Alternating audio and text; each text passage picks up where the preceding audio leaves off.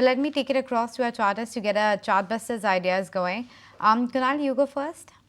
So Nisha, it's on one of the metal counters where we've seen some pickup of momentum coming back into the metal themes as such. So JSW Steel is what I've picked up in terms of the charts, and there's a very interesting trend in play at play for JSW Steel.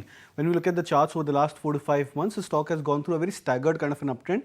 I call it staggered because of the way the stock has come back and retested the major trendline support. But what's interesting about the charts for JSW Steel is that every time the stock gets into a retest of the previous major trendline support, like what we saw in the very recent past as well, where JSW Steel after a phase of correction has come back into a retest of the previous trendline support, the stock has managed to come back and cross above its previous high. So whenever the stock has gone to a retracement, completed the retracement, touched the trendline support, and in the phase of the stock moving up rally, the stock has always crossed back above its previous swing highs, and we've seen this phenomena many a times for JSW Steel, which means at current levels of 930, the previous swing high is approximately at 960, 965, which means potentially the stock could rise up by another at least 4 to 5% as a good swing trade.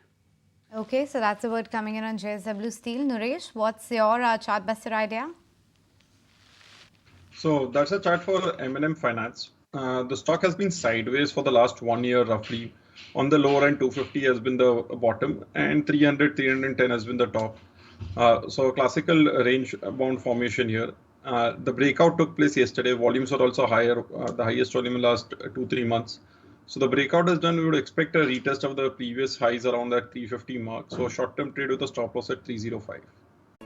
If you like this video, then like, share and subscribe to ET Now.